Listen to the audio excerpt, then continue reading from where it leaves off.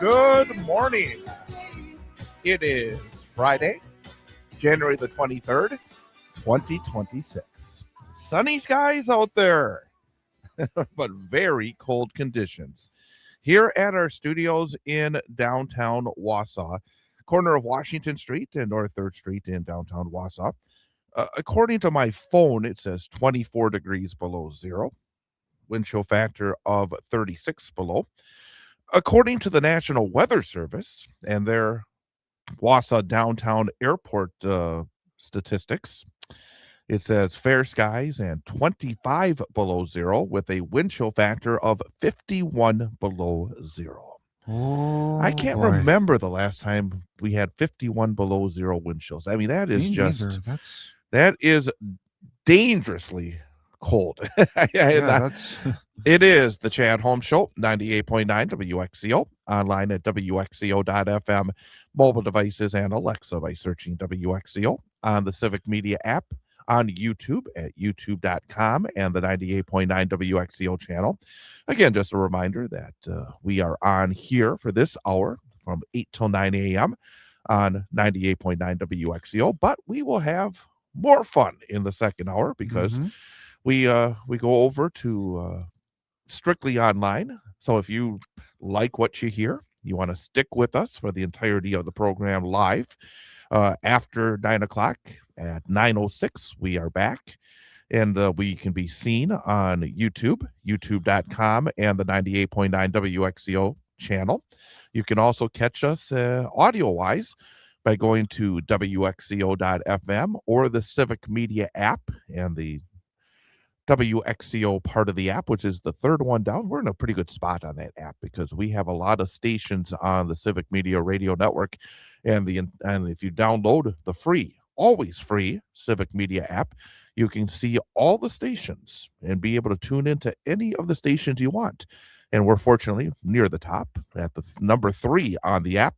So just click on WXCO and then click on the Sports 2 stream.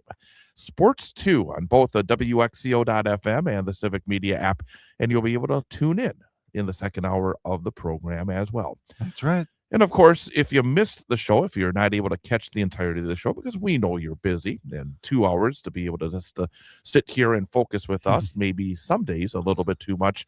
Every day we do put up as a podcast as well, our show. If you are on Spotify or other podcast providers, just search WXCO News. Subscribe to WXCO News, and you'll be able to get our show as a podcast. And also go to WXCO.FM. If you look, if you're on your desktop or your laptop, on the right-hand side under News, you'll see our podcast for the day. If you go to shows or on air, it'll take you to the Civic Media site, and all the shows that are on Civic Media are there. And you can just highlight WXCO at the top and then go down to WXCO News, click on that, and find the daily news roundup and our show as well. So again, just want to remind folks, because as we continue to let you know where we can be found each and every day and each and every hour as well. Again, I am Chad Holmes, and coming up in about 10 minutes or so, we'll be joined by Paul Micklig to talk Wisconsin sports as we go to the weekend. Also coming up in the second hour, we're going to hear a conversation that I had earlier in the week with Marathon girls basketball coach Jeff Schneider. He's a guy I've known for couple of decades, and very, Hmm. very good coach and a good guy as well. And been ups and downs, of course, during the course of the years. And they are having a fantastic season this year at 12-2. So it was from our big high school sports show on Wednesday night, but I'm going to share a little bit of that coming up in the second hour. And also coming up in the second hour, we will wrap things up with our daily history lesson, which wraps, of course, with our number of the day quiz. The man who does it every day, who is, I think, 2 out of 4 so far this week. Am I Hmm. correct? So you've already got a passing grade for the week, Yes, I do. going for a winning week by having more right than wrong. That is Ian Welsh. And Ian, Mm. good morning. Good morning, Chad. It is very cold, as you said. It was so cold that last night I had my car parked in the family garage, and as I was warming up my car this morning, mm, the temperature, I said it was a -9, and then as I'm driving through a town to come to work, I check it again. It, it dropped all the way down to -25. Just it Yeah. dropped 16 degrees in a few minutes of driving, which Well, shows how cold it is. well, the temperature that, and I had my car in the garage as well this morning, and it started at 7 above. It's basically what the temperature is in that area. So Yeah, once you get outside your garage, that's why you want it in the garage, because you have that big difference. And you're right. I mean, so you just watch that temperature just keep on going high. Where's it's it like you going to step into stop? a walk-in freezer and the Yeah. temperature just dramatically drops. And I parked here downtown in the parking ramp at the old mall area. And even just walking, it's probably like a block and a half. By the Yeah. time I get, halfway there, I'm thinking, gotta get there, gotta get there. It's really cold. It's really Mm. cold. Finally get there. Want to let people know that there is a extreme cold warning that is in effect until Right. tomorrow morning at 9 a.m. So for roughly 25 more hours, we will be in an extreme cold warning. In fact, the I mean, within the sound of my voice. I mean, if you go to the National Weather Service website and you look at the map of Wisconsin, pretty much the entire state of Wisconsin is under this extreme cold warning. But I did here, see that. here in central Wisconsin, you got Marathon County and Portage County, Wood County, Langley County, Lincoln County, Oneida County, Vilas County, Florence County, Forest County, all until 9 a.m. tomorrow morning.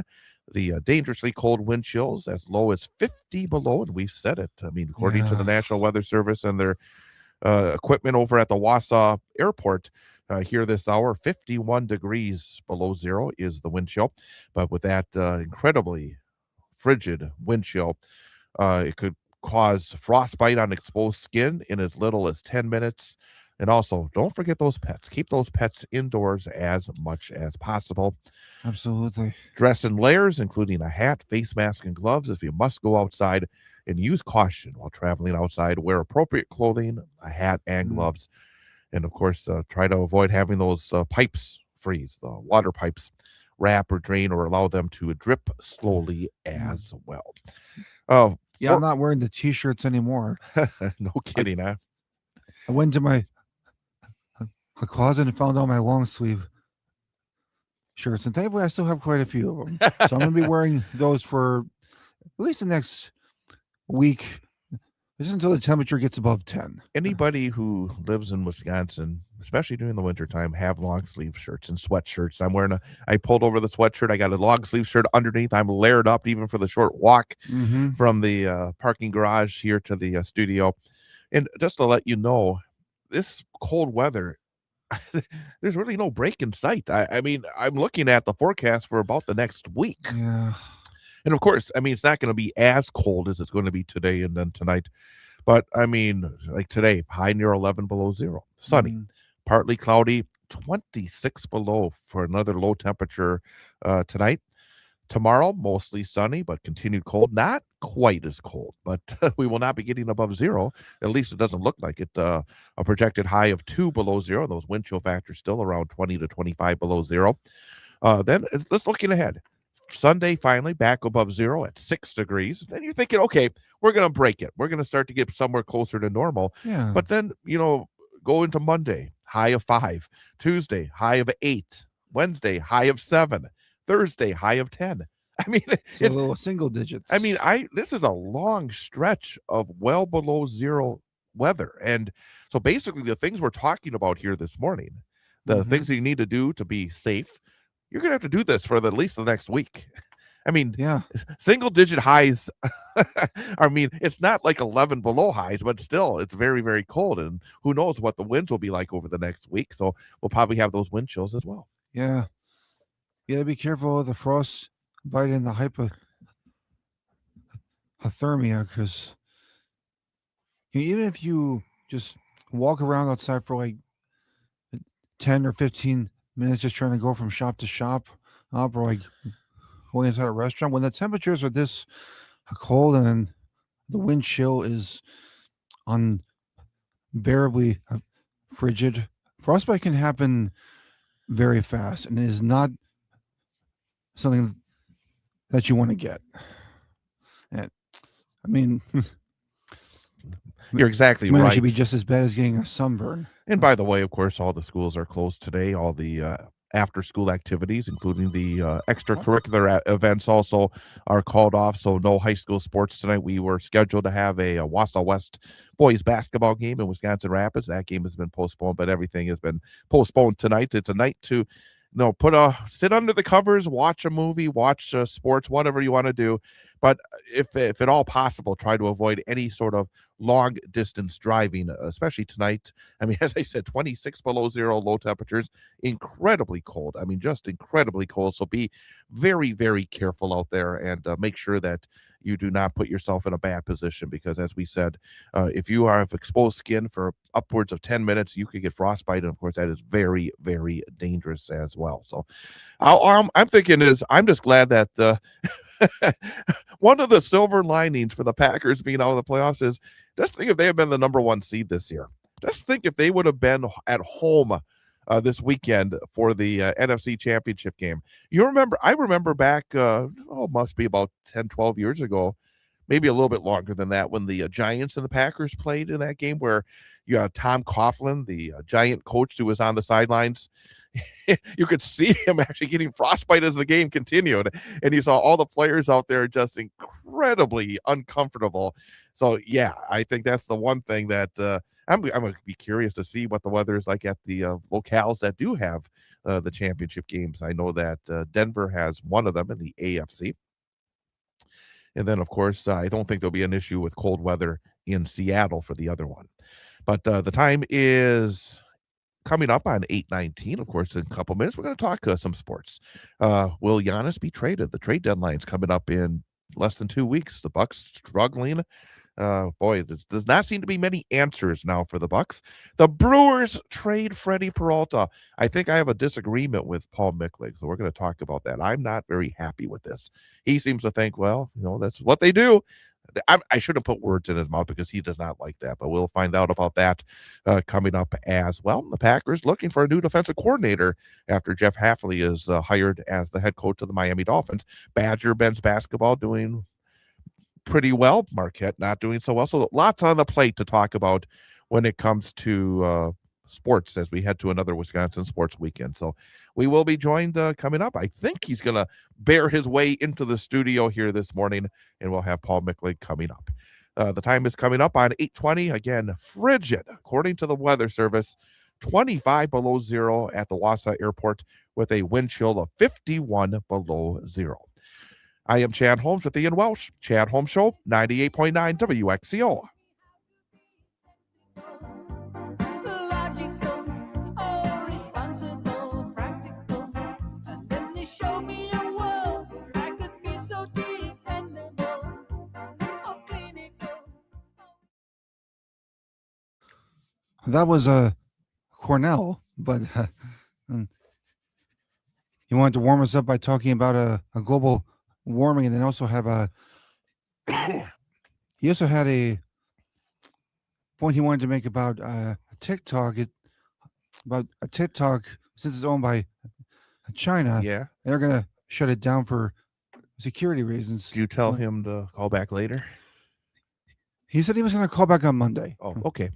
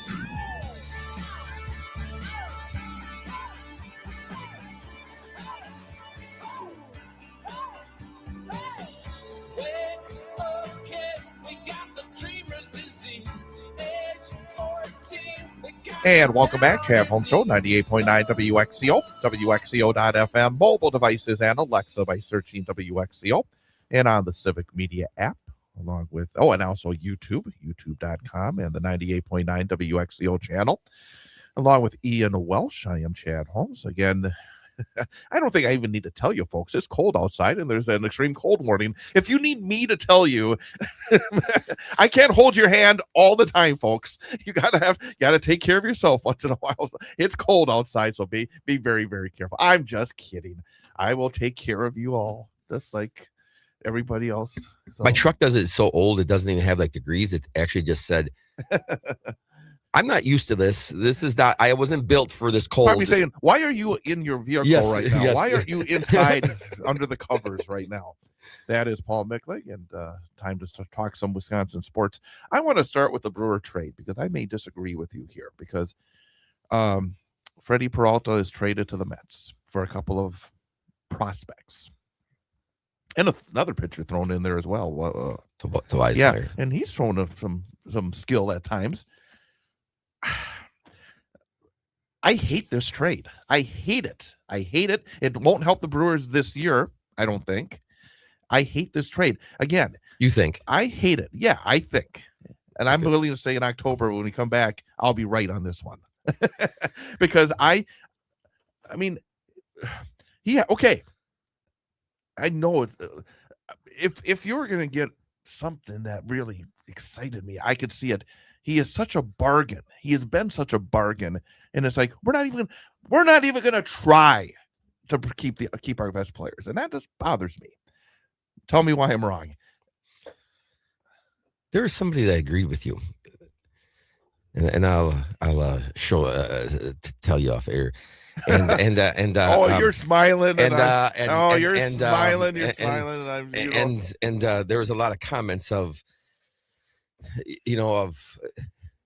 Come on, Chad. You know better. You know what market we are in. You know what they got a third and fifth round, or third and five prospects for the Mets, and that is what they did with Barnes. That's what they did with. This is the guy has done. Burns, they have Burns. My bad. Burns. Well, he's gone, so I don't really care anymore. But they have done these trades for years. These guys have done this. They've built this organization, and they've somehow won with this this. Do I have to be happy about it, though? Well, I didn't say I was happy about it. Well, that's what I'm saying. I'm not happy. You're saying about it was this. bad, and I'm willing to. I've read about these guys. Maybe. I mean, Peralta could go out there and tear his. Remember let's bring back the Burns trade. I mean, it wasn't because of that trade that they kept winning. Now, those guys haven't come in. They weren't the difference in this team being a winning team. But all those stuff that they put together. Name one guy who's been really a major cog in that team from that trade. But it's not. But that's not how they're built. That's not how they're built. I though. know that, but I mean, you're making it sound like, well, this trade's going to keep them winning. Not necessarily. Peralta was a great pitcher. Don't get me wrong. He's a good. But how many times did he get to the sixth inning? I know. How many times did he get to the sixth inning? How many times? I don't know. Not many. You're talking about a 5-inning guy, Chad. 17-game winner, 5th in the Cy Young Award. That's what they do these days. That's what they do. Just like the Brewers, this is what they do. Okay, whatever. I mean, but no, we're having a debate here. But I mean, there's a difference between you and me. You root for laundry. I don't root for laundry. The guys who are in the I wouldn't say that. Yes, you do. Yes, you do. Terrell Buckley? You telling me Terrell Buckley that I have always been... You've always rooted for the guys in the laundry. Terrell Buckley? Yes. He's your guy. That's not laundry. That's a human being. Well, that's one. You're going back to the 1990s. Paul Molitor, Robin Young. You and me talking all these guys? Now you're going to the 1970s. Well, and 80s and 90s. But I never cheered. I cheered for people. And I'm not saying Freddie's not. But the thing is, this is a business. Yes, it is a business. And it's a business where Mark Antanasio, whether or not yes, they've won some games. He's still cheap. Well, but the thing is, that's not what you're saying to me. He's a billionaire and he's still cheap. That's not what you're saying to me, though. You're saying it was a bad trade. I do think it's a bad trade, in addition to everything else. Okay, and I'm saying it wasn't a bad trade. What about these two guys that excited you? These nameless minor leaguers who are coming. Nameless minor leaguers? They're in 3 and 5 prospects. I mean, people are going to say, "Well, he's 5'7". The guy hit 17 home runs in AAA last year. He has a little pop to his bat, and you could put him into American Park. That he probably can hit 20 home runs when it's all said and done. And I'll tell you this right now, Chris Hook is the best pitching coach ever. I will bet you a pizza that guy doesn't come close to 20 home runs in the next 5 years. Careful, in the next Chad, 5 you might years? owe him a pizza then. He will not hit 20 home runs in any season in the next 5 years. Mark it. Are you in? I think we I'm have a in. bet. Okay, good. I'll remember this too. I'm hoping I'm alive in 5 years after this. So well, that's you a have good a better sign. chance of than me being alive. And then the pitcher, he's these two guys are ready to kind of go. Well, we'll see. I can't believe you're just saying that the 3rd and 5th prospect are nothing. They're nothing. Nada. The analysis I read, yeah, they mean whatever your numbers. I don't know where you're getting your numbers. These guys are not sure things. Well, nobody's a sure thing. Well, if you're going to trade a number 1 starter, you better get something A better number than 1 starter that always went 5 innings. He than went a solid 5 innings. Than a bag of beans. Who's the guy? You Who's are the guy who bought complains? a bag of beans Hey, here. Who is the Oh, guy you're that complains excited. that starting Excited. pitchers don't go Me. 7 innings? Well, you. well, if Peralta goes 5. he would go 7 if I was his manager. Oh, he would, Can we and his continue arm this would be conversation gone. after the We'll be break, right please? back. Yeah. We'll be right back.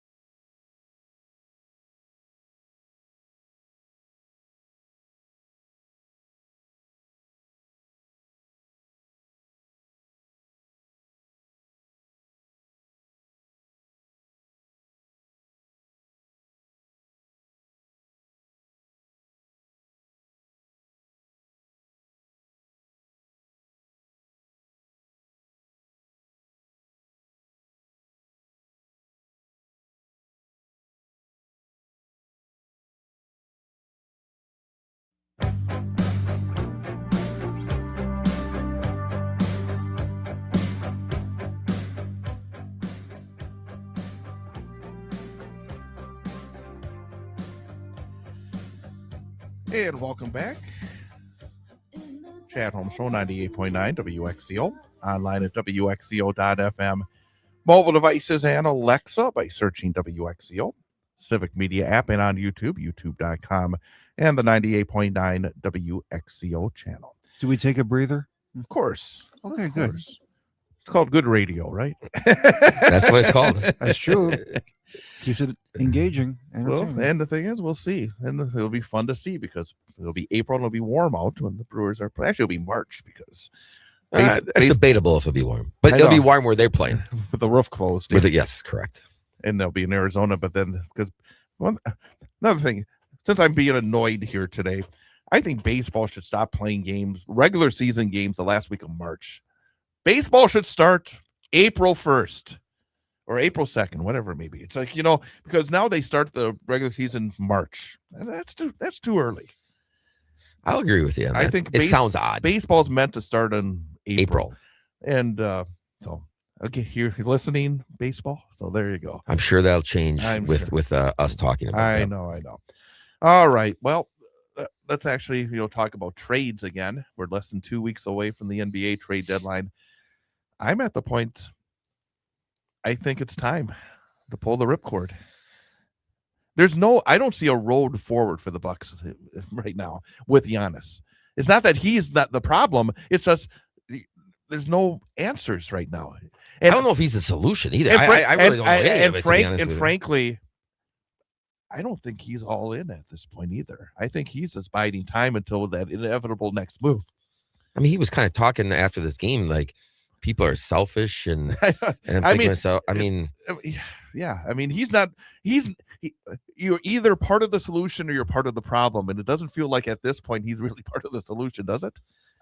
does he want? And he's talking about next chapter. I mean, what do you mean his next chapter? I mean, The next chapter is the next game. Don't you agree with that? I mean, well, it should be. yeah. I mean, So what was he talking? I I don't- don't even know what he was. Sometimes when he he is trying to be all things to all people. And again, it's a frustrating time, and I'm trying not to pile because, again, if he was to be traded at 9:00 this morning, you still sign up for what we got over the last 12, 13 years. I mean, no matter Yeah. what happens, it was still wonderful. And the perfect scenario is that somehow they would keep it going and he would go 20 years like Kareem did it, but in one place.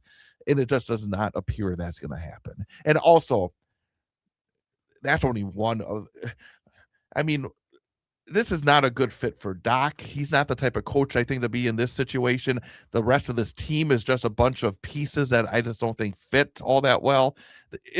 And I don't think John Horst is really the greatest guy to try to rebuild with either. So it's like, I think it's going to be a complete. I mean, you're going to see a complete new look, and also. But they are stuck with money though, so I don't know what that look is going to look like. And frankly, one of the things that it's like, ever since Jimmy Haslam bought part of the team, I just, again, talk about rooting for laundry. That guy's a piece of garbage. I'm sorry. I mean, he's been convicted of stuff to make his fortune. He's been a terrible owner of the Cleveland Browns, and then they brought that guy in, and now his guy is the governor for the Bucks. They switched that over in the last month or two. I have no trust that being with that guy having his hands in this organization, they're going to be able to turn it around. Yeah, I know we laughed about because it's kind of a mute point when he kind of bought in to it, and at least I laughed it off. That he does have a majority stake. Yes. franchise, yeah. But ironically, it's kind of gone downhill since then. So I don't know if it has to do with him or he certainly is not a help to. He hasn't gone the other way since he's bought in, and he'll bring in the NBA version of Watson in the trade. Let's hope not. I hope not. On the flip side, I'm to the point where it's like, you know what? Trade him. Don't trade him. Whatever the case might be. But right now, they're not a very good basketball team. No. And I don't think that, again, I never say this. I rarely say this, I should say, about coaches. Doc is just not the answer right now with this team. They should just go some other direction. There are certain guys who fit in certain situations, and Doc is the kind of guy you kind of when they brought him in, the thought was he'd be the plug-in to kind of take them to the ultimate level because he's coached at the at their that level. level. Yep. But that's not the team he has right now. It just is not fit. It does not work.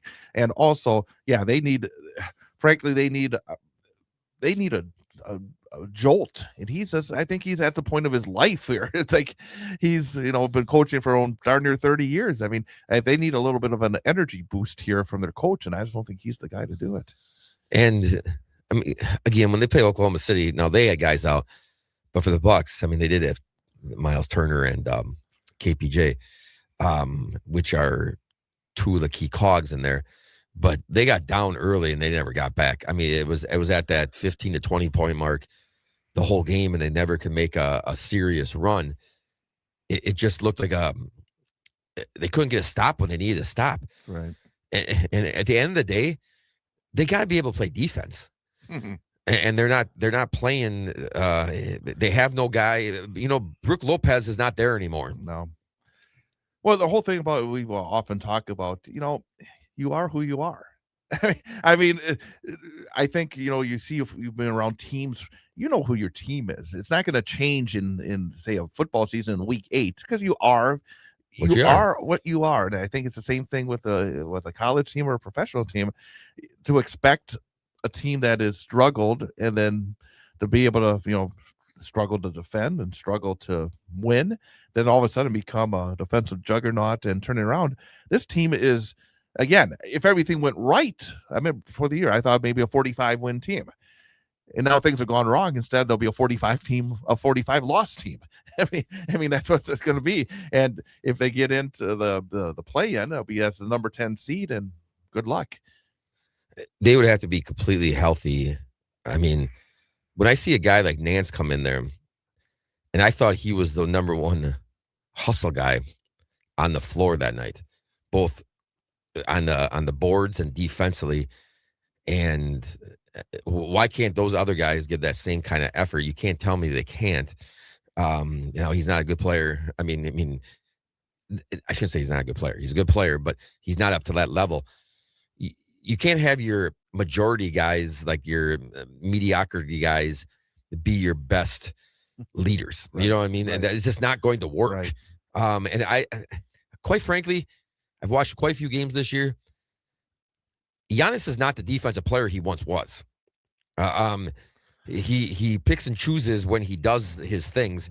Yeah. And so now they have literally nobody down low that can stop that ball from getting down into the paint. And then now they're just lighting it up from the 3-point range. Oklahoma City was just on fire. It makes for a bad combination. Yeah. And I'm curious to see what they would be able to get now, because I wonder sometimes now whether or not they've waited too long, in a sense. Well, they're going to say, well, is he really that good? I know. Yes. And how old is he? And he's been injured. And I mean, it's like, be curious. So I guess we'll see in the next 2 weeks, because I think he's going to be traded in the next 2 weeks. Do you think he's going to be traded? For the Bucks' sake, I think he has to be, because they got to get. They're sort of in jail right now. They have no flexibility. There's no. They can't go out and make a move because they just don't have the financial or the draft capital at this point to really make a move. He's booing their fans. He's ripping on his team. What are you trying to save here, right? You don't want to ruin his reputation either, and his legacy as a Milwaukee Buck. Thank you for everything you've done. Yep. And hopefully it'll try to jumpstart the next era for basketball. So agreed. Badgers win again last night. Win at Penn State, put up 98. Who is this Greg Gard? He's like Jerry Tarkanian these days with this offensive team, but they won 5 in a row. They're now 6-2 in the Big Ten, 14-5 overall. You must be a happy guy.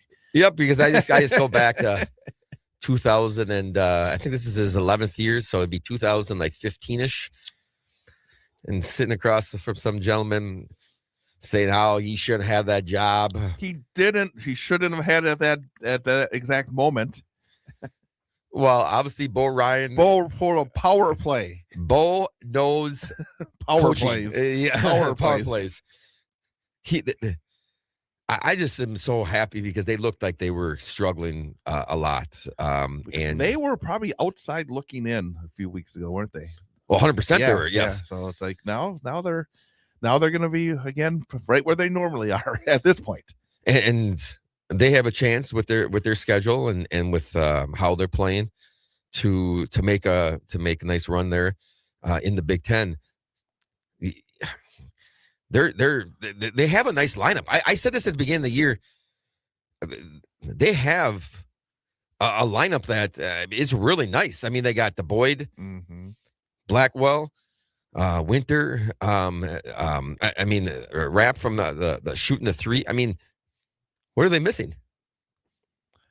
I don't know. Defensively, they're missing some. And I think they've gotten better. But every team has a certain recipe for success. In the past, it was defense. It's not defense now. This is a team that needs to be always good offensively to win. I mean, that's the way it is. You can't have everything. I mean, most teams can't have everything. And this team, they got really, as you said, they got some guys that really are good in that realm, and it's proven to be a very successful formula for this group. They're older. They are. I mean, most of those guys are older. They can play defense when they will be able to play defense. I know you said that it takes some. They are who they are, but to be honest with you, when in the Big Ten and the college basketball how it is right now, sometimes it takes a little time, right? Because these guys are coming from year to year, so it's taking them a little time. If they can play defense, they're going to be fine. Yeah, Marquette is out of the cellar in the Big East after their overtime win. That was the game that I was talking about. You probably didn't even know what I was talking about when I said two bad teams make one great game. Oh, I was wondering what you were talking about because I wasn't watching it. Yes, correct. I was thinking, what are you talking about here? But it was a great game. It was 105 to 104 in overtime. But there's actually there's a college football, actually college basketball mailbag on this website I subscribe to, and they were asking, should Shaka Smart have to abandon his philosophy of no portals? And so, and basically, it's like it's not an easy answer because I do think that there's a lot right about what Shaka Smart's trying to do, but at the same time, I think a no portal philosophy is probably hurting Marquette. That I don't want to see an all portal team. You see that too much, I think, in football now, where you have a new quarterback like for the Badgers every year out of the portal. I think that takes away some of the DNA of a program. But at the same time, I think a program like Marquette does need to fill a spot. I would say one spot. What do you think? Agreed. I mean, Gold did not have the year that they expected. I'm just using him as an example. And that's the thing, too. I mean, if you have your guy that you brought in and you develop and he actually performs at the level, then we'd start having this conversation to a certain degree. We're not having this conversation. Right. If they had continued doing what they had been doing. And Ross, I don't think has played it up to his ability either. So they're just a little off. You know what I mean? Yeah. But what about the freshmen? What did he have? 38 points? Yeah. So, I mean, actually the question said there are signs of life now, at least with Marquette. So we've seen that last couple of games. I think a little bit of better. And now they got to add the reality of he's going to have to add a piece or two. And now without a game tonight, I'm going to watch Marquette tonight. So they're playing? Yeah, Butler. Hey, we got to go. Have a great weekend.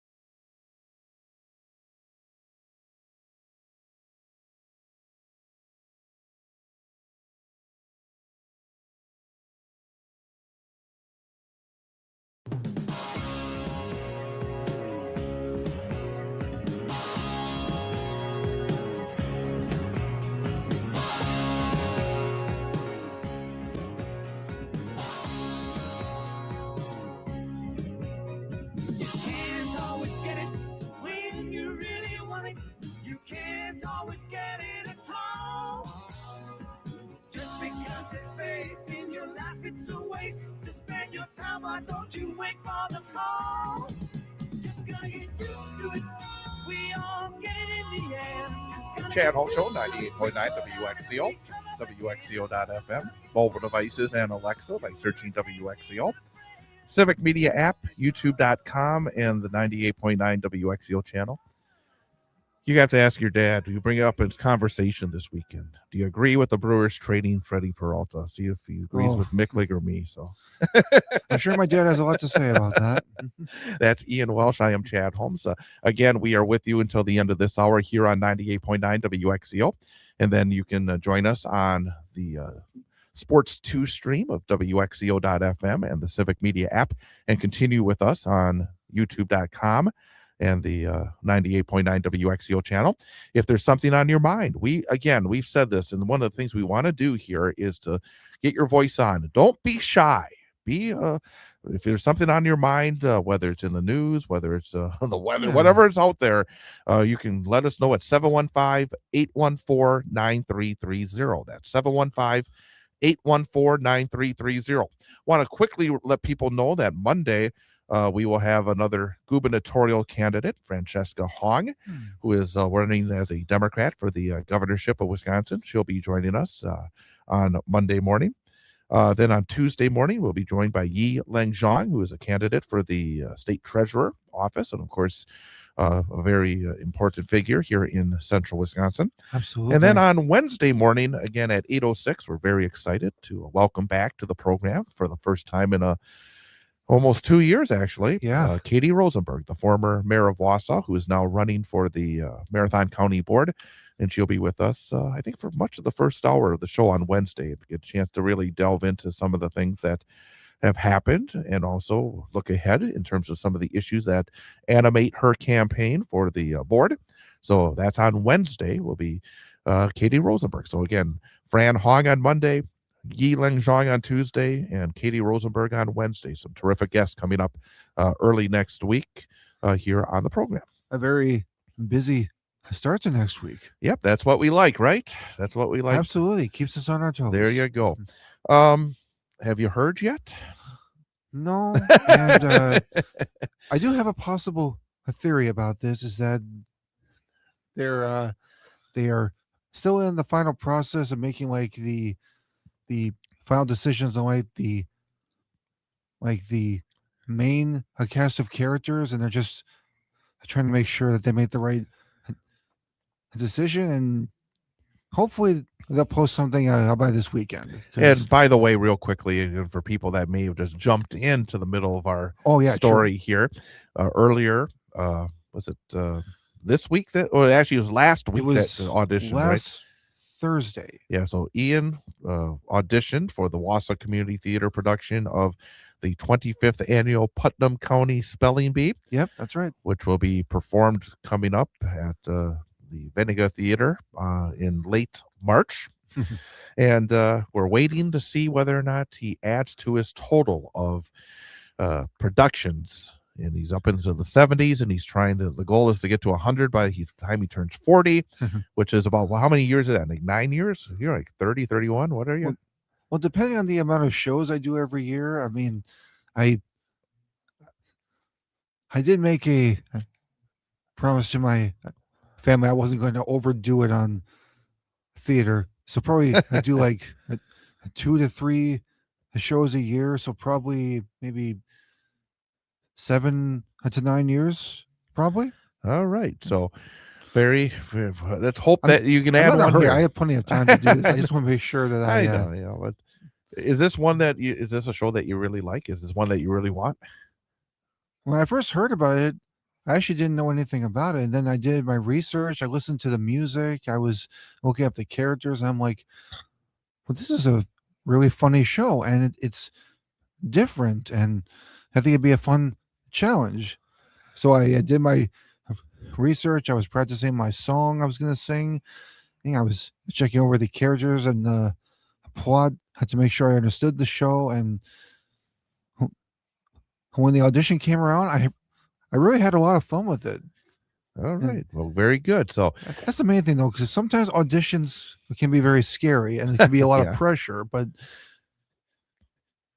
if you just try to have fun with it and do your best and just be there to support each other and not try to turn it into like an American Idol competition, auditions can actually be a lot of fun.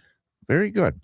Before we wrap up the hour, just a reminder again, it's very cold outside. In fact, but apparently we've warmed up. It's now, according to my phone, it's 22 below zero with a wind chill of 33 below. So we're going in the right direction. But again, there is an extreme cold warning in effect for 24 more hours until 9 a.m. tomorrow morning. That's right. Make sure you are very careful. If you are able to, try to avoid any significant travel here in the next day or so.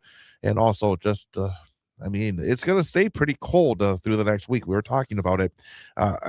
Today, 11 below zero is the high. So that's going to be the worst of it. But tomorrow, a high of 2 below. Tonight, low of 26 below. And then even after that, Sunday, high of 6 above. And then Monday, a high of 5 above. Tuesday, a high of 8 above. Wednesday, high of 7 above. And then maybe next Thursday, we'll get back to double digits. They're calling for a temperature of 10 above zero. So it's going to stay cold for the next number of days.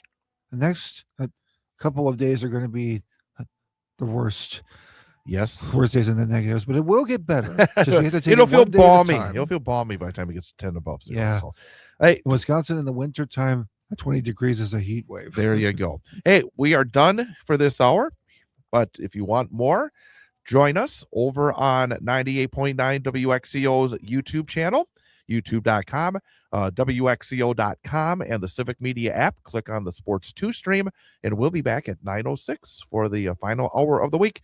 You want to hear how Ian does at the number for the day, right? So the only way to do that is to head online. We hope to see you there.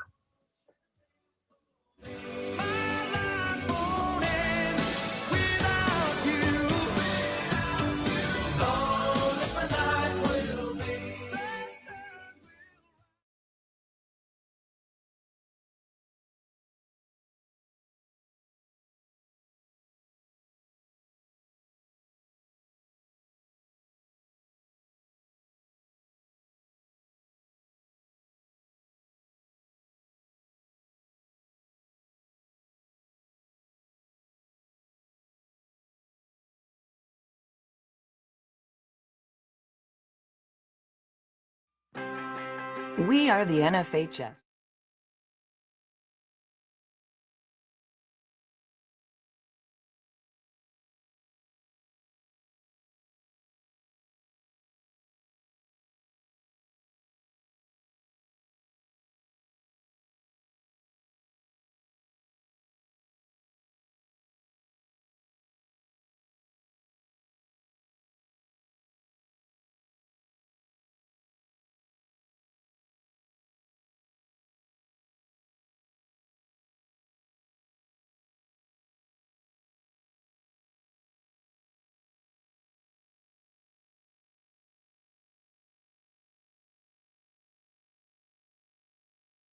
Essential extracurricular activities continue to enrich.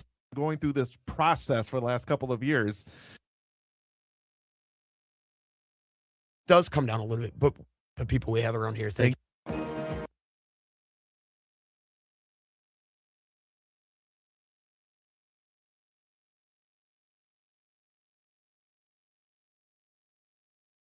Involved.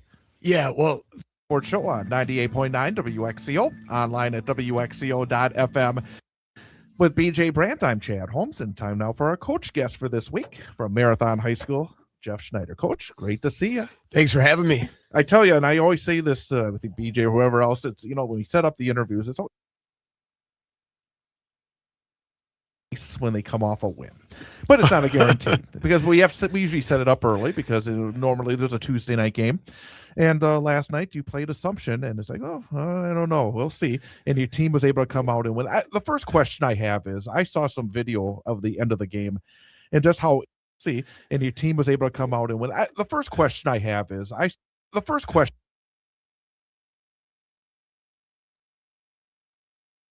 Have put themselves there, so started. I remember back, I think maybe it was your first year when you played Weinkoff and Newman Oh, boy. back in those days. You deserve it as well. You've been to A some lot of good fantastic coaches. I mean, you've gone, BJ's here's one, but so many good ones, Tom, that we've had in our area. you've gone through it all, but So many good coaches, multiple sports.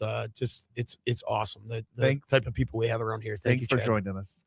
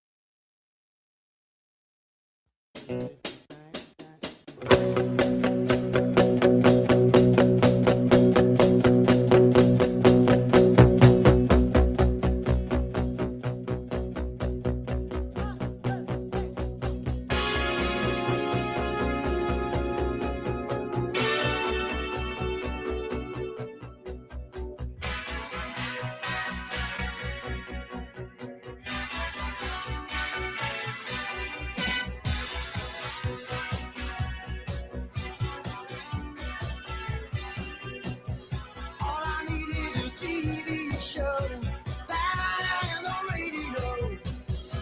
Down on my luck again, down on my luck again. I can show you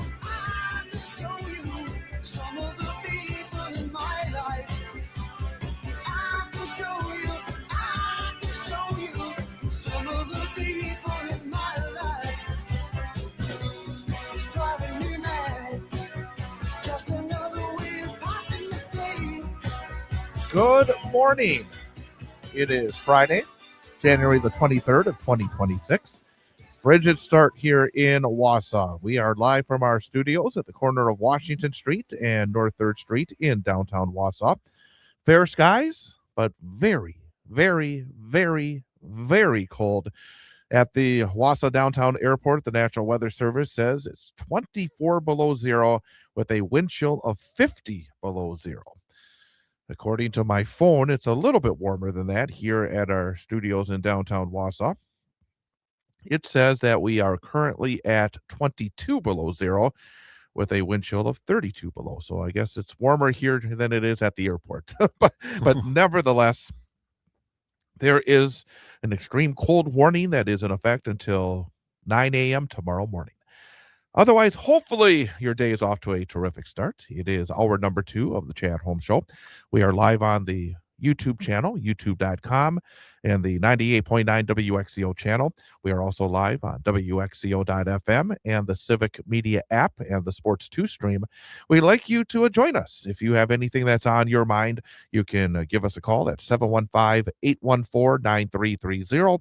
That's 715-814-9330. Coming up in the next segment, we're going to hear a conversation. Again, I think it was a really good conversation because it's a guy that I think knows what truly it's all about when it comes to high school sports and the experience of the student athlete. A guy that I've known for a long time, Jeff Schneider, the head girls basketball coach at Marathon High School. He joined BJ Brandt and myself on Wednesday night during the big high school sports show. We'll share that conversation with you. And then at the end of the show, we'll have our daily history lesson and talk a bit about what's happened on this date in history. Because if you don't learn from history, you're doomed to repeat it. Wise words. And in addition to that, we will have our number for the day quiz. And I promise you, it will not be a baseball-related number today. We've had a couple of baseball-related numbers. A time, is it? Who knows? I haven't picked it out yet, so we're gonna have to wait and see. But at the end of the show, we give Ian an opportunity to take the number of the day quiz, some number that has to do with something that's going on, and we give him 3 choices. So based on the math, 1 is right, 2 are wrong. That's 33% chance. If he's above 33% for the week, that means he is getting a passing grade. But we always want better than that. We want him to get more right than wrong. In this case, it would be 3 out of 5. That would be a winning week. If he gets 4 out of 5, only 1 wrong, that would be an A grade. And then we'll give him a gold star for a perfect week if he gets all 5 out of 5. So that will be coming up right at the end of the program. Awesome. And you hear his voice. That is Ian Welsh across the way. Our setup here, I am sitting in our main studio. He is sitting in our producer studio. There's a big piece of glass between us. He pushes the buttons to get us on the air. Good morning, Ian Welsh. Good morning, Chad. So, Well, what are you going to do in this cold weather this weekend? You have any plans? Well, let's see. Not very too many big plans, but it may be a cold outside right now. But I do have some nice, exciting movie news that might warm me up a little bit. Go for it. I know that I believe it was yesterday that first of all, are you familiar with He-Man and the Masters of the Universe? I am. I remember it as a cartoon back when I was younger. Well, there is a movie coming out called Masters of the Universe. It's actually coming to theaters this summer, actually, June 5th. And the first ever trailer for it just dropped yesterday. I've already seen it 3 times, and I'm so hyped up for it. So you're going to keep watching that trailer till it actually comes out, huh? I am a huge fan of movie trailers. I could watch them like so many times and never get tired of them.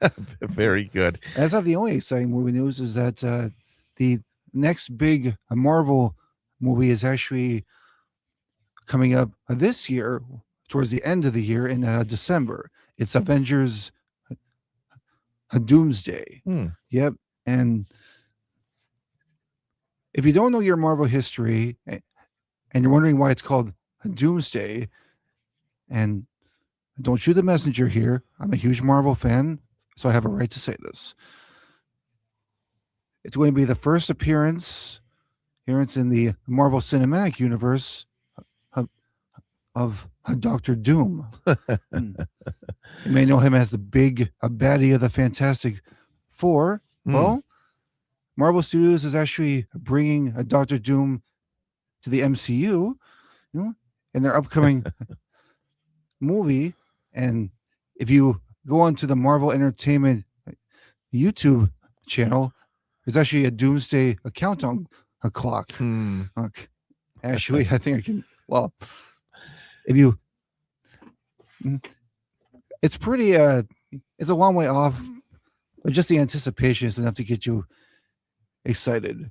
And it's a months, weeks, days, minutes, and seconds. So Very good.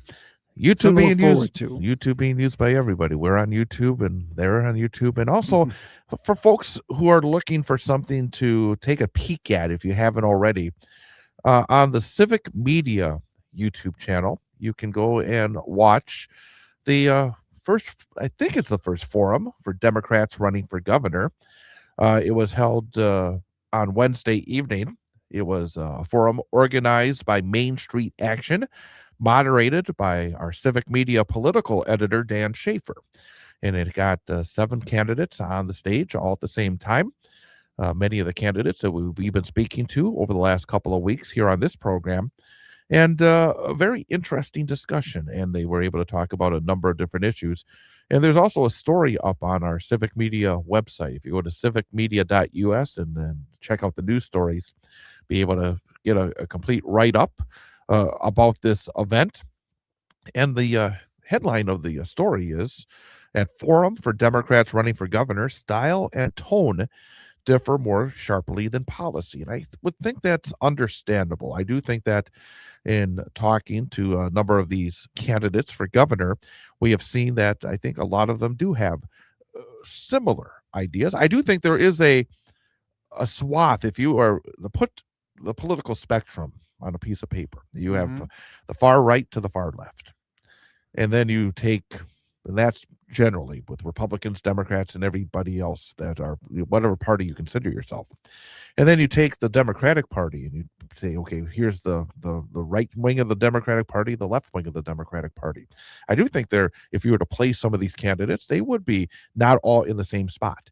But at the same time, I do think there are a number of must-haves, I would say, if you are a Democrat running for office in the state of Wisconsin. But it's interesting to see the different shades that are brought to the discussion.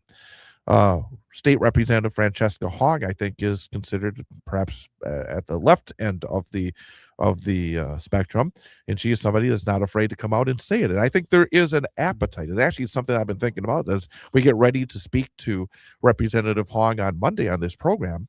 Is that I think, and I'm going to say this, I think there is a hunger from some that are among the Democratic Party electorate, the voters who will be going in August to the primary polling places and voting for the nominee for the Democrats for governor of Wisconsin. I think there is, at this point in our history, with the threats that are being put out there by Donald Trump and other Republicans, a need to be stronger. And I think we've talked about this on our program. Several times. And I think somebody like Representative Francesca Hogg is trying to put voice to that. She is still considered an underdog because I do think that there's still this political wisdom out there that somehow if you are considered the most liberal of the candidates, that makes you an underdog. And I'm not so sure about that. I think that in this era, that kind of message can resonate.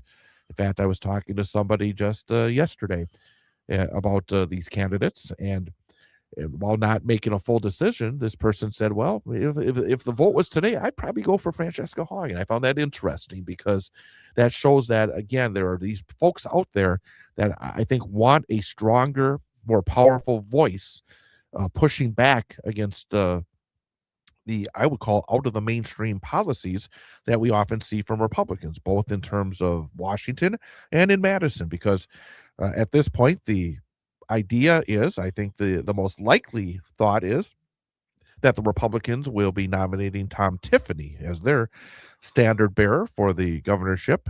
He is by far, I think, the front runner on the Republican side. But I think on the Democratic side, it is truly wide open. I would not want to put I wouldn't want to put a dime on who I think is going to win, because I think that would be a foolhardy bet, because I just think that we're going to have to go through a lot more discussions, a lot more interesting aspects, I think, of these folks' backgrounds and their Yeah. political beliefs are going to come out, and that the person that we think may be an underdog now could be ultimately the nominee, and somebody that we think of as a front runner now could flame out very quickly as well. So I think it's going to be a very interesting number of weeks as these discussions continue. And by the way, I want to I ask you agree. a question, because you've been sitting here for these many of these conversations. Yeah. What have you thought about these Democrats who've been coming in here to speak to us about their gubernatorial race? Do you have any thoughts? Have you been impressed with the discussions? Have you learned anything from these discussions? Well, they have been very good conversations, and it's it is difficult to make a decision, but I think that so far each of the candidates we've had on so far have made excellent points about where they stand on certain issues and how to fix them. I especially respected well oh I especially respected Zachary Roper for being the youngest candidate to run for governor, because I think that shows initiative, and it shows that he's ready to put himself out there and you know fight for changes on these issues. And I do think that we do need younger representation from candidates who are more open-minded and not set in their ways like certain Republicans are. But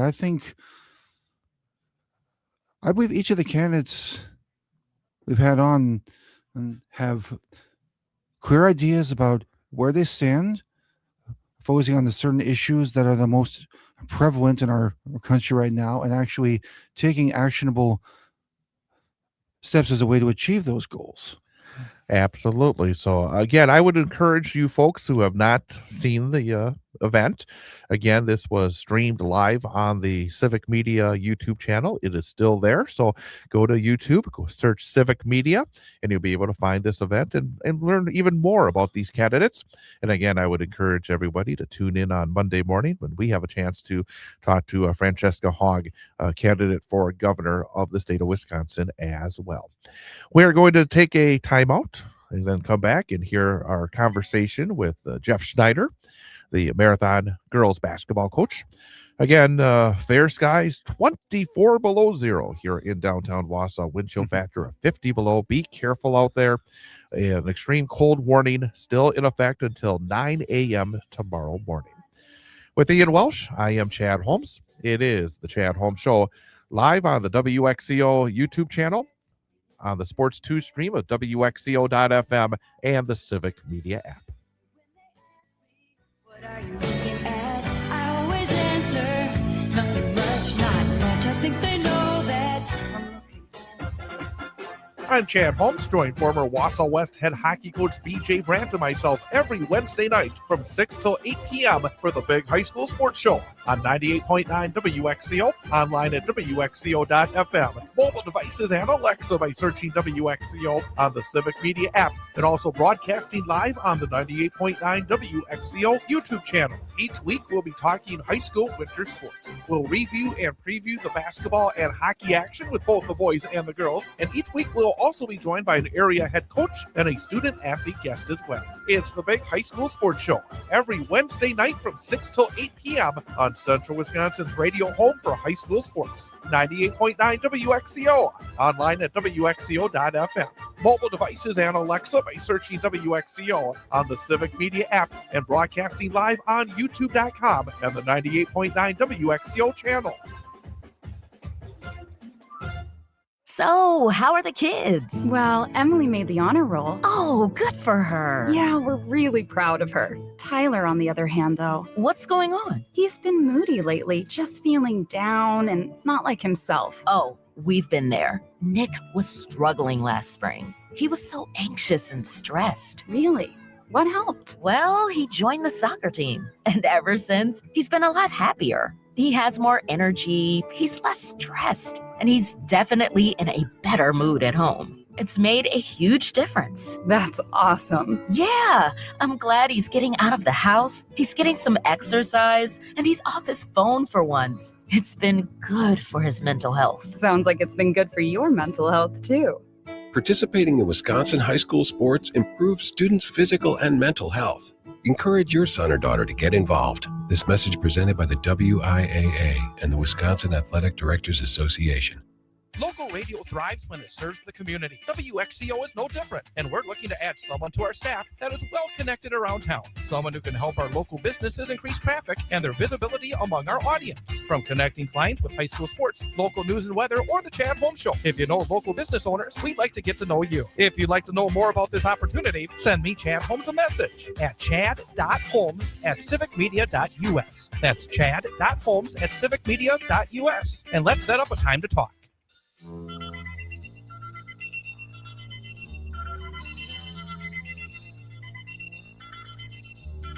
Life is so strange when you don't know how can you tell where you're going to. You can't be sure of any situation. Something could change and then you won't know.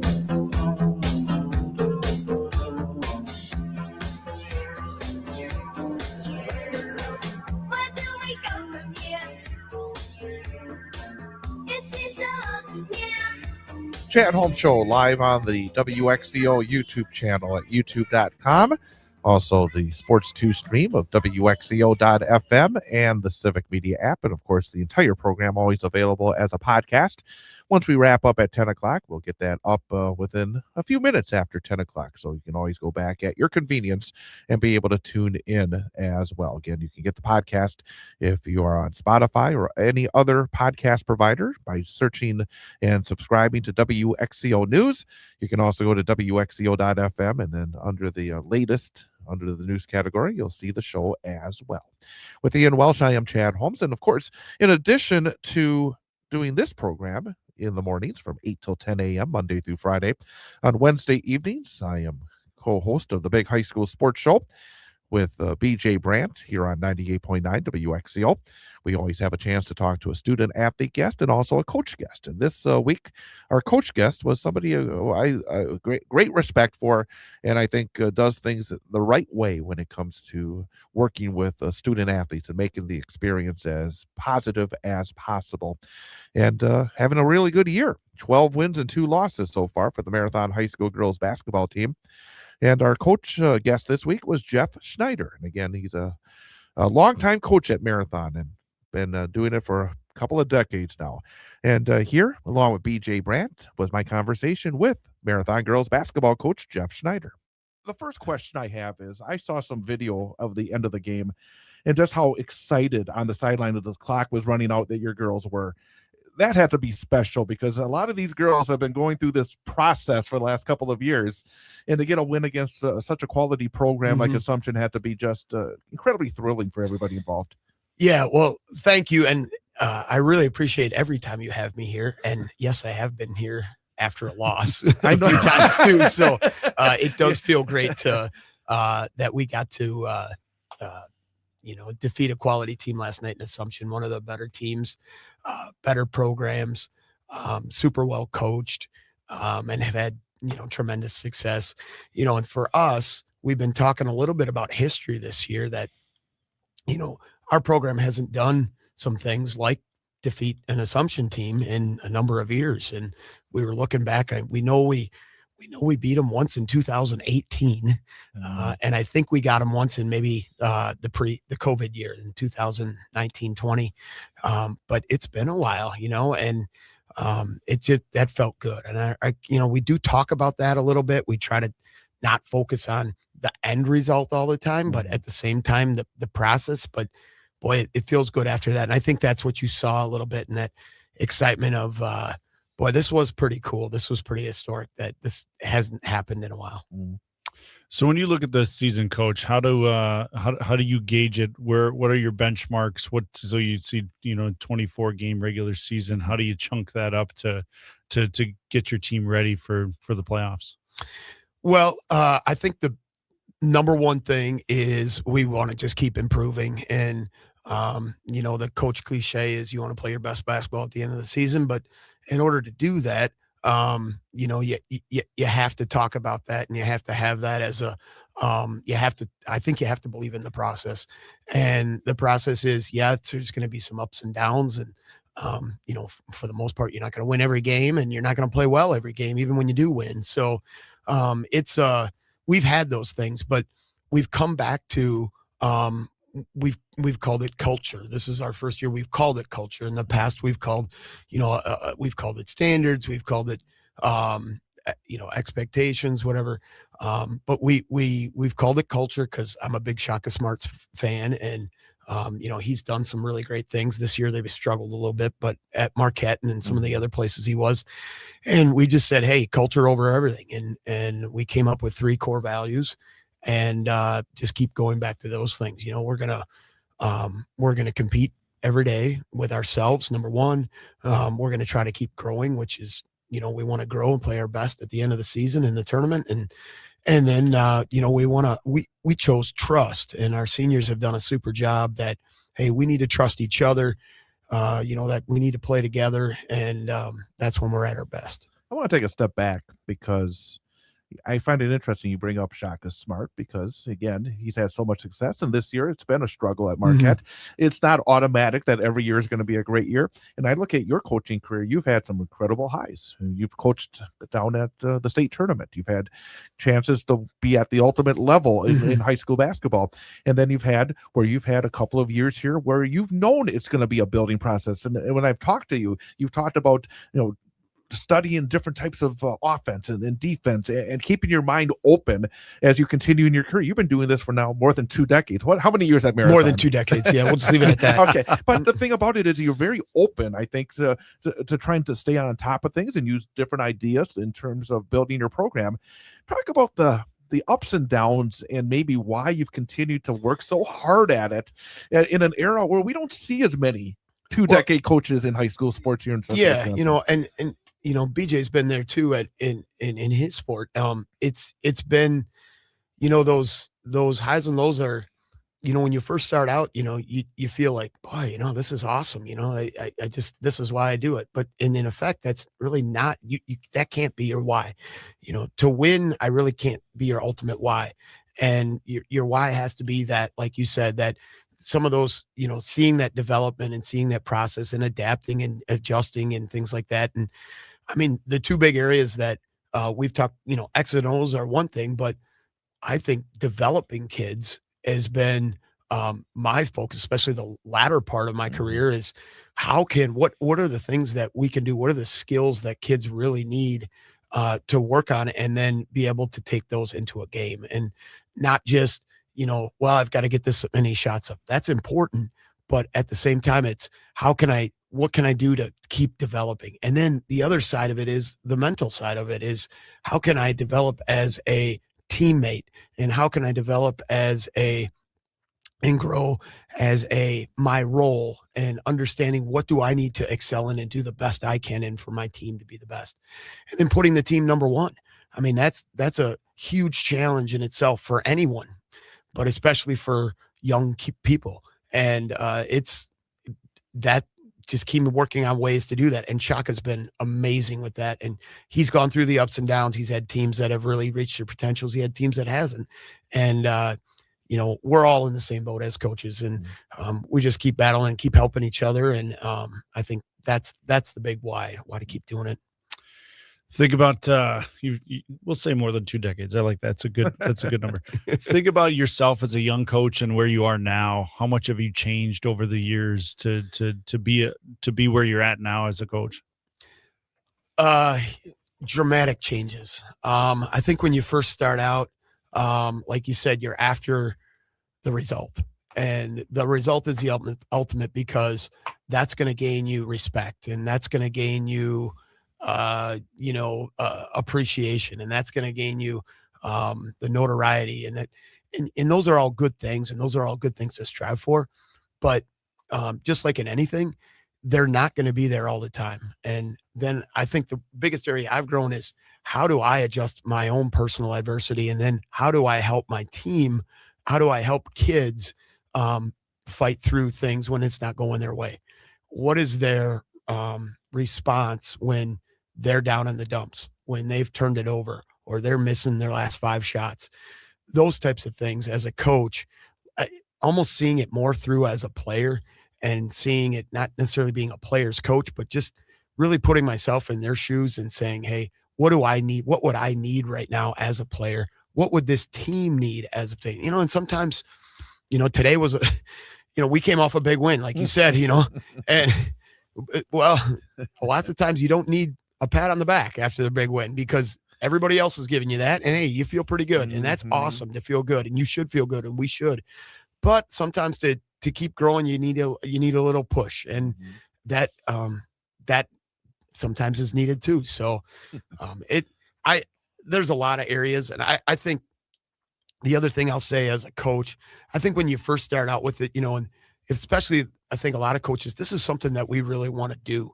And we kind of identify with it, hey, oh, you're the coach, you're the hockey coach, you're the basketball coach, you're the, you're with this program. And if you've been there a few years, and you almost feel like, boy, I've got a reputation to live up to, or I've got a standard I got to live up to in terms of wins and results.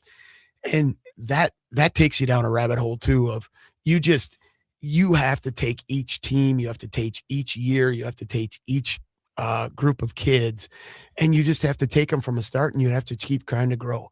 And it's a hard thing to do. I mean, look at professional coaches. That's what they're trying to do too, with a heck of a lot more pressure than what we have. And I've grown a lot in that it just keep working and get reward in that, as opposed to this is not the result doesn't define me. Again, we're talking to Marathon Girls basketball coach Jeff Schneider on the Big High School Sports Show. I saw you nodding. Is there anything you wanted to add to what he just said? Because I think you as a coach probably understood it a lot better. I understand to a certain degree, but not in the same way before I started asking about this year's team. But is there anything you want to add about that? Well, I just think when you're a young coach, it's exactly that. You want to win. You want everybody to look at you a little bit more. And I think as you age and get seasoned in this profession, you realize how little it is about you, and how your job is to put these young student athletes in positions to be successful. And that sometimes that's super challenging, because what got you to this point might not work this year, and you've got to look at your group. And it just, a lot of what you said, Jeff, resonated with a lot of coaches. I mean, it becomes about the kids in the end, and the sooner you can realize that, you're going to find success regardless of what the result of a Friday or a Tuesday night game is. And even the end result. I mean, BJ's been to the state tournament, I don't know how many times, but more than I can count. And that's great. But in the end, it's like, what is the experience of the kids in my program? And 5 years from now, 10 years from now, whatever, are they going to remember, going to state? Yeah, that's great. But really, what are they going to take away? And if they don't achieve the highest, they don't go to the state tournament, or they don't win the conference championship, or they don't win the big game or whatever, it's still really important at what we're doing. And we want them to have good memories, and we want them to have great experiences. And great experiences are not all sunshine. Great experiences are up and down, and learning and growing. And that's really what we're after. 12-2 this year, 7-2 in the conference. As I said, this has been a project, because you've had a lot of these girls have been part of it for a number of years. Are you at all surprised that you're 12-2 at this point? Or did you see this coming at the start of the season? Yeah, I would say both, and that's a bad answer. But pleasantly surprised that, yes, we've been able to come out on top of some pretty good teams, especially in Auburndale and Assumption, and compete with some really good teams. But not surprised that we're doing it. I don't know if that makes sense, No, because no. when you come into it, we do have experience. We had experience coming into this year. We had 4 seniors that 2 of them were returning all conference players, super leaders, lots of varsity experience. Emma and Miley have just been awesome in terms of taking this team, and it's making it their team and holding it to our culture and our standards and all those things, and keep growing. And it's not easy, and they've accepted that it is going to be messy sometimes, and they're just going to keep fighting through it. And I think that's shown on other kids. So I'm really excited and happy for them, but also not totally blown away, shocked that we're in the position that we are, and we've set ourselves up to be in a really good spot. Now we want to keep growing, and we want to give it our best and see what happens down the end. Looking ahead here, you're on the road. You get a couple whole games in a row here. Talk about what the rest of the season is and maybe what your goals are on the second half as you enter it. Well, we get the second time around for with Assumption, who we just had, and then the other team, Stratford. So keep growing in other games so that we can hopefully put our best on the floor that night over at Stratford to compete with them. And then every team we play is especially in the Merriwood South, is super competitive. We went to Newman last week, and they were tremendous. The effort they gave, and they made some shots, and it was a really good basketball game. We have not played Edgar yet because of the weather, but we have to battle them twice, and it's always really tough with them, and they're getting better and improving. So I think just taking it day by day, working, what can we improve, get a little bit better each day, know that it's going to be still up and down. And hey, if we're fortunate to come out on top in more of them, that's great. If we're not, we'll take it, and we'll move on the next day and approach the postseason then with hopefully our best. You got 3 players in double figures. You got a couple of others who are pretty close as well. It looks like frankly, last few years, you've had some trouble at times putting the ball in the hole. I mean, offensively, it looks like your offense is more efficient this year. Would that be fair to say? I think that's a great point, Jed. We've for the last few years, we've tried to play with what we call pace. So we want to get the ball up the floor, and we want to get people shots that they feel confident in taking. And I sometimes wish we had a shot clock. That's a whole nother discussion, but because I really like that when we do have ball movement and we do get a good shot, that we are aggressive and we take it. And I think kids have been doing that, made or miss. And that has shown.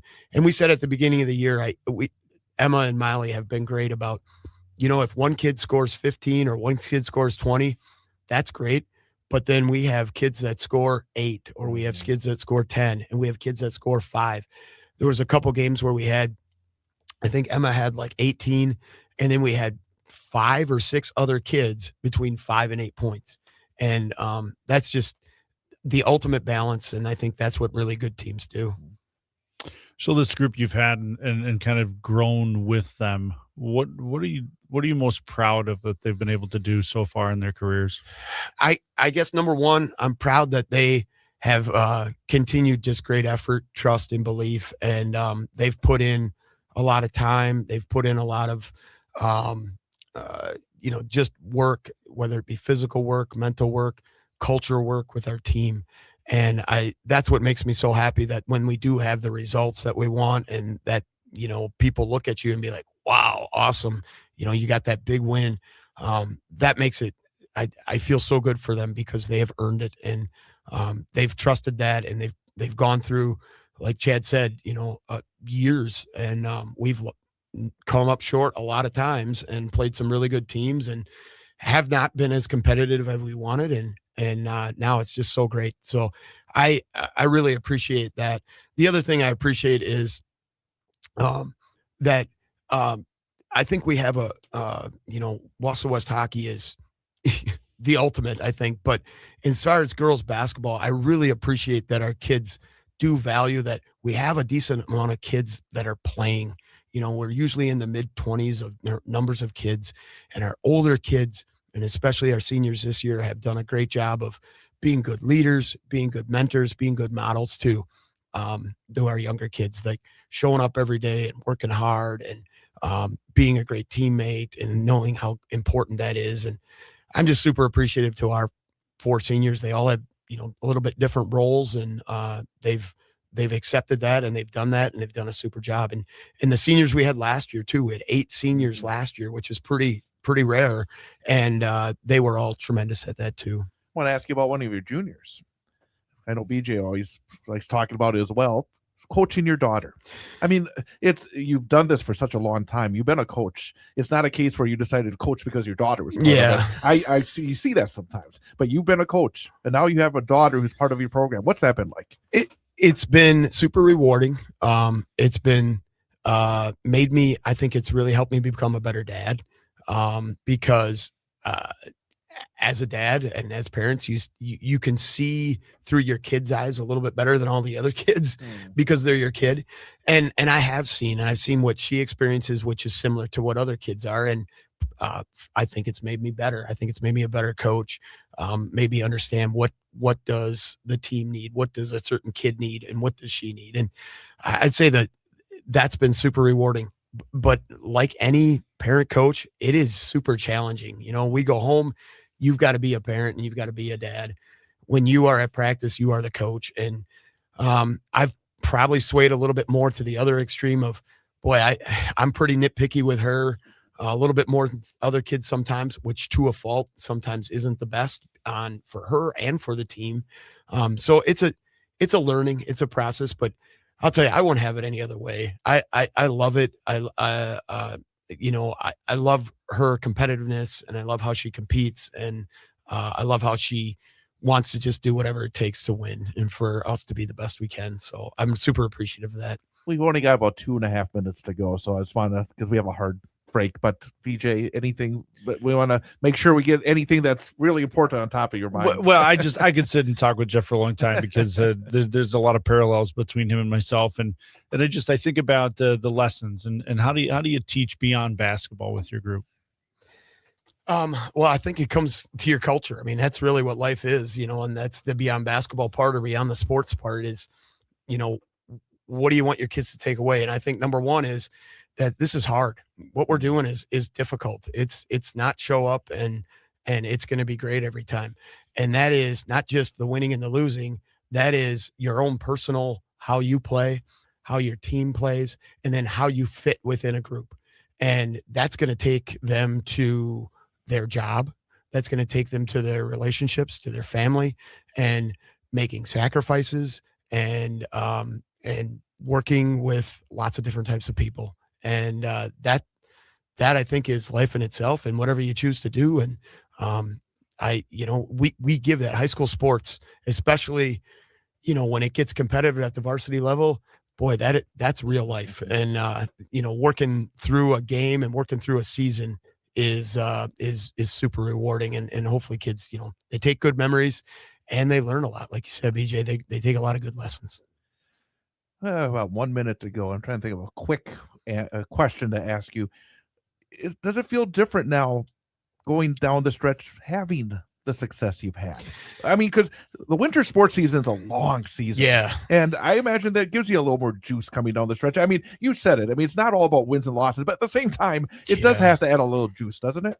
It does. And I feel really, really happy for our kids to they've put themselves in a good position they've competed with teams, came up short a little bit, but at the same time have had some super wins, super efforts. And just no matter what happens, just it's exciting, and that is hard when you get to January and, maybe we're not probably going to compete for the conference, or we're not going to get a great seed in the tournament.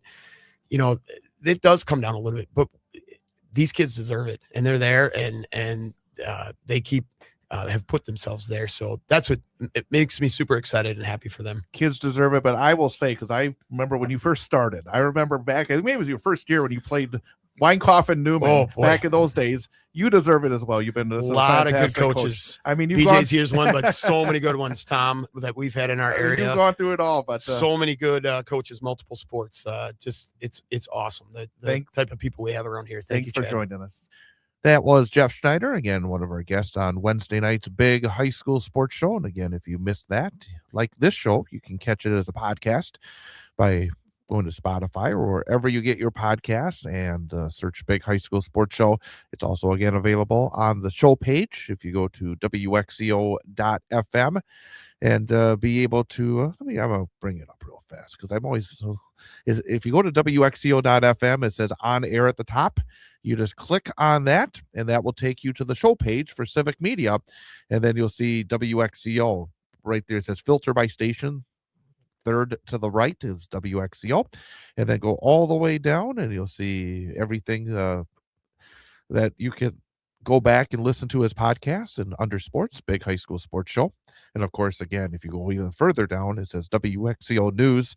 You click on that, and you'll get this show as a podcast as well. So everything that we have, if you miss it, you can go back and listen to it in its entirety. So again, thanks to Jeff Schneider. And again, I just think that the coaches are such important figures in the lives of student athletes, and it's always good to put a spotlight on them. Absolutely. On our program on Wednesday nights. We're going to take a time out, get a news update, have our final segment of the week, and we'll get to some news. Ian's got some news to share with us. So we'll have that coming up as well. Glad you could be with us. Again, first hour is always on the radio on 98.9 WXCO. Also WXCO.FM, mobile devices, and Alexa by searching WXCO on the Civic Media app.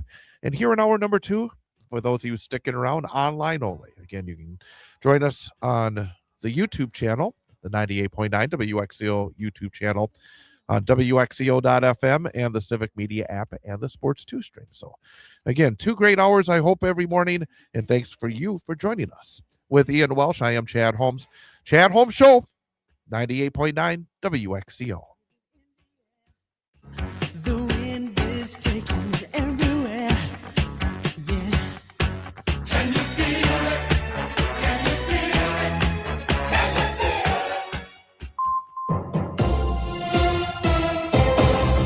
it? For WXCO News, I'm Isabella Nieto. A Wisconsin Master Naturalist training course is happening for the first time in the Central Sands region of the state. Melissa Kay has more. This training through the University of Wisconsin-Madison Extension is in coordination with the Aldo Leopold Foundation and the Ho-Chunk Nation. Local contact and instructor Jean Mansavage. So this is the first chance to actually learn more about the natural history and the cultural history as it relates to it here in the central part of the state. Once trained, master naturalists use their skills to make sustained, meaningful impacts within their communities. Between 2013 and 2024, master naturalists in the state have volunteered over 363,000 hours, bringing a value of $12.19 million in stewardship, citizen science, and education to Wisconsin. This training will take place in a 4-session program throughout the seasons of the year, with the first on February 20th and 21st at Sand Valley Golf Resort. We'll study the region's natural history from the glacial origins to our modern living ecosystems. In May, the training happens in Black River Falls with the Ho-Chunk Nation, July at UW-Stevens Point, and in October at the Aldo Leopold Center in Baraboo. So we'll consider Leopold's land ethic and how it broadens our sense of community, and also the Ho-Chunk Nation's relationship to the land that creates a more sustained living environment. Registration ends February 13th, and there are opportunities for financial assistance if needed. You can find more information and register at wimasternaturalist.org. I'm Isabella Nieto, and you're listening to WXCO News. Local radio thrives when it serves the community. WXCO is no different, and we're looking to add someone to our staff that is well connected around town. Someone who can help our local businesses increase traffic and their visibility among our audience. From connecting clients with high school sports, local news and weather, or the Chad Holmes Show. If you know local business owners, we'd like to get to know you. If you'd like to know more about this opportunity, send me, Chad Holmes, a message at chad.holmes@civicmedia.us. That's chad.holmes@civicmedia.us. And let's set up a time to talk. A game without a crowd is just a scrimmage. A performance without an audience is just a rehearsal. Without your presence, high school sports and the performing arts aren't possible. Ensure that these essential extracurricular activities continue to enrich the lives of students in Wisconsin. Purchase a ticket to your local high school's game or performance. This message presented by the WIAA and the Wisconsin Athletic Directors Association.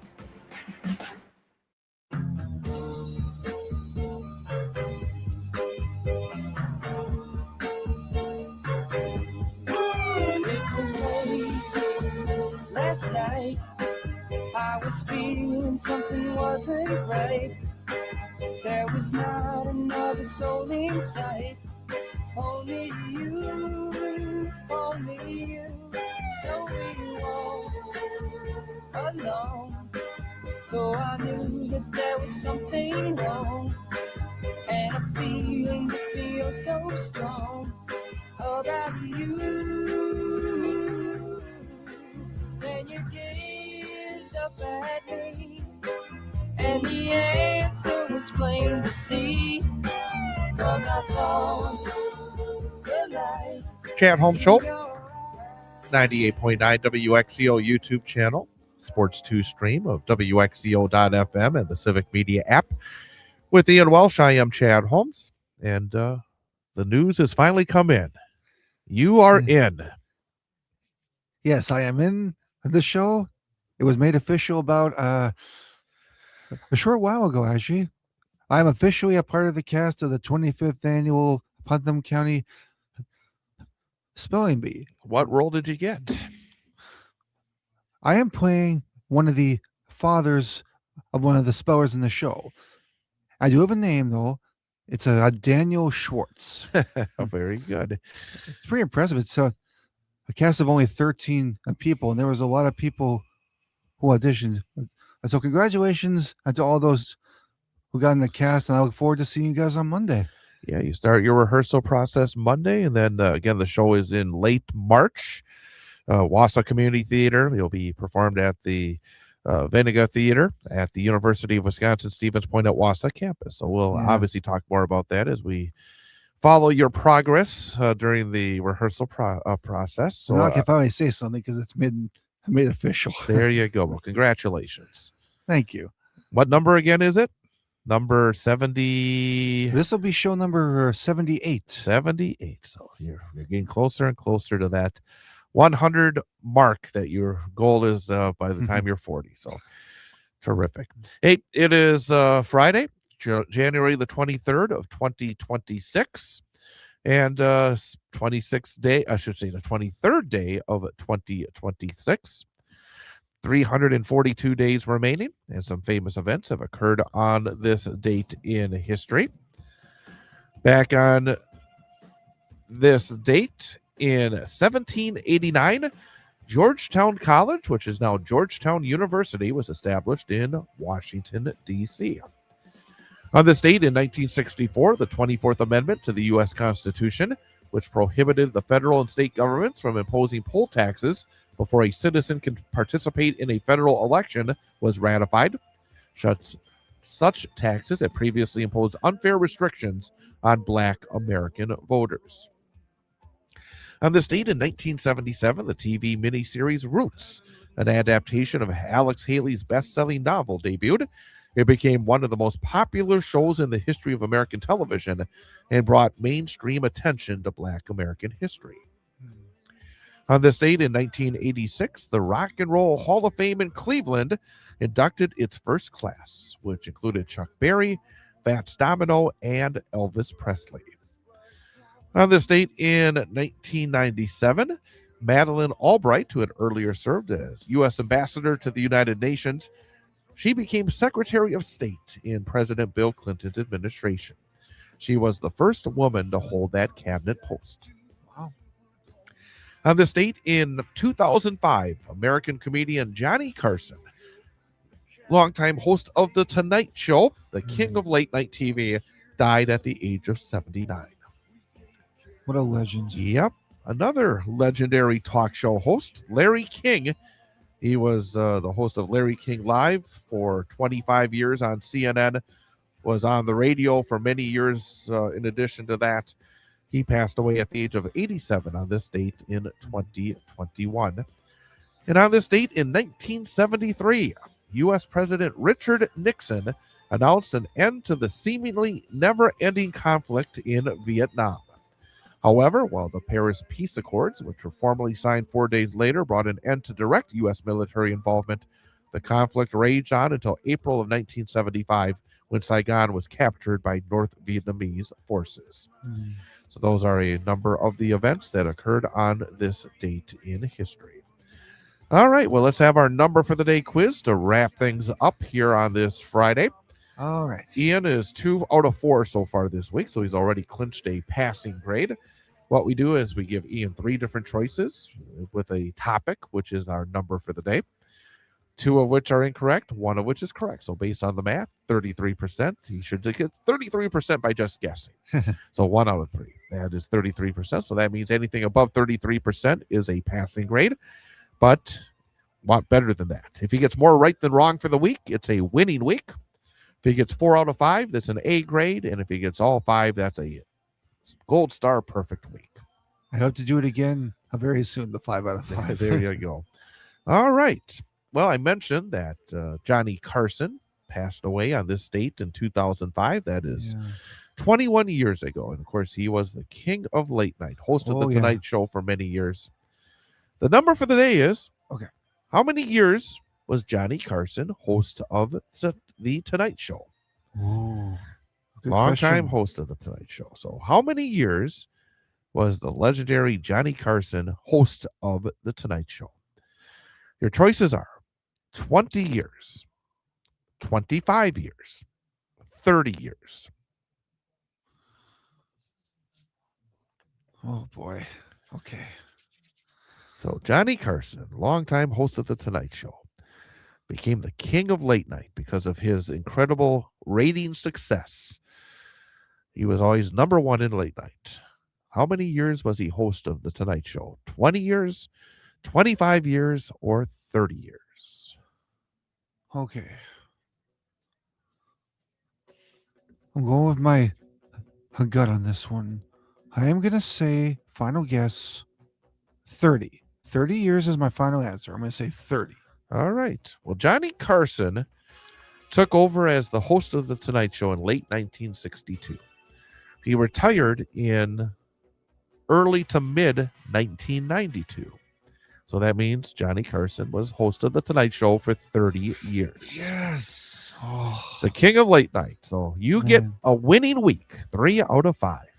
well, the Castles is announced, and I get a winning Holy week. cow! What a finish here! It almost Great makes way to things, start the weekend. It almost makes things feel warmer, doesn't it? Just a little bit, at least a few degrees. What is the temperature right now? I gotta look this up real before My we wrap computer it up. says it's 21 below 0 right now. My phone says it's 19 below, so we're getting there. We're warming up. I'm going to trust your phone more. 19 below 0, wind chill factor of 30 below 0. Again, folks, until 9 a.m. tomorrow morning, there is a extreme cold warning effect for our entire listening area. So low temperature of 26 below tonight. Stay in if at all possible. Yes. Ian, have a good weekend. We'll see you Monday. Yep. Have a good weekend as well. I'll take care, everybody. Happy Friday. Thanks for joining us. Chad Holmes Show, 98.9 WXCO.